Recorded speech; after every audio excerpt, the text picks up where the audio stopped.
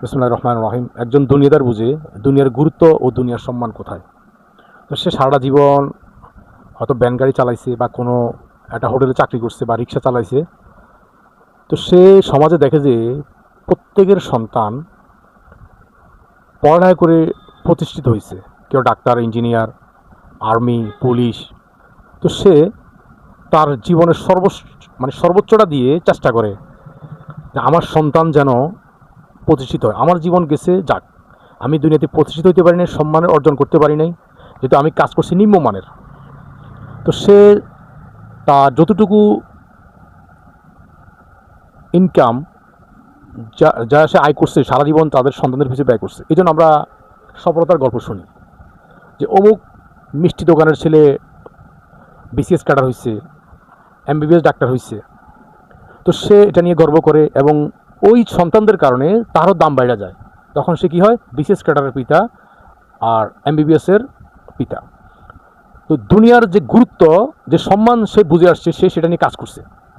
তো আমরা দুঃখজনক হলে সত্য যে আমরা নিজেকে দিনদার ভাবি, যে আমরা আখিরাতমুখী ভাবি। তো সারা জীবন করলাম উল্টাপাল্টা, চলছি উল্টাপাল্টা। এমন এখন একটা সময় বুঝে আসছে যে আমার পরপারের জন্য কিছু করা দরকার। আমি আমার জীবনটাকে হেলায় ফেলায় কাটাইলাম। আমার সন্তান এখন আমি ইচ্ছা করলেও জ্ঞান অর্জনও করতে পারবো না, মানুষের জ্ঞান বিতরণও করতে পারবো না, যে আমার দ্বারা সম্ভব না আল্লাহর নৈকট্য হাসিল করা।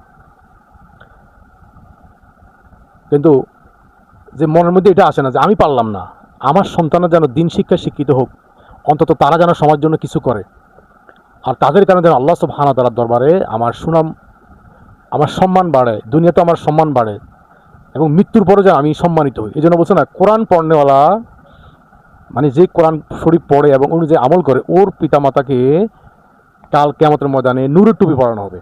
তাহলে যেই সন্তান কোরআন পড়ছে এবং ওই কোরআন অনুযায়ী আমল করছে, তার পিতামাতাকে নূরের টুপি পরানো হবে। এখন তার কত সম্মান, তা এটা অনুময় করা আমাদের জন্য পক্ষে অসম্ভব। আমরা দিনদার হচ্ছি, দিনে গুরুত্ব আছে, কিন্তু মুখে, অন্তরে না, কাজেও না। যখন আমরা এটাকে অন্তরে মুখ দিয়ে বলবো, অন্তরের এটাকে বিশ্বাস প্রতিস্থাপন করব এবং কাজে পরিণত করব, তাহলে আমরা নিজেকে দিনদার হিসাবে প্রতিষ্ঠিত করতে পারবো, আল্লাহ দরবার আমরা সম্মান পাবো।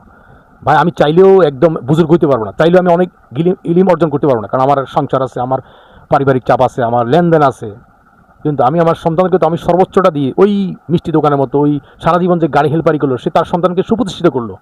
কিন্তু আমি এমন একটা অপদার্থ, আমি এমন একটা দিনদার নিজেকে দাবি করি, অথচ আমার মধ্যে ওইরকম কোনো কিছু লক্ষ্য করা যায় না। ওই ছেলেরা, ওই যে আমি নিজে এরকম ফাতিহা থেকে আলাম তার হাফেজ, তা আমার ছেলেরা এরকম হবে, হইলো হইলো, না হইলো নাই, আমার ওইটা নিয়ে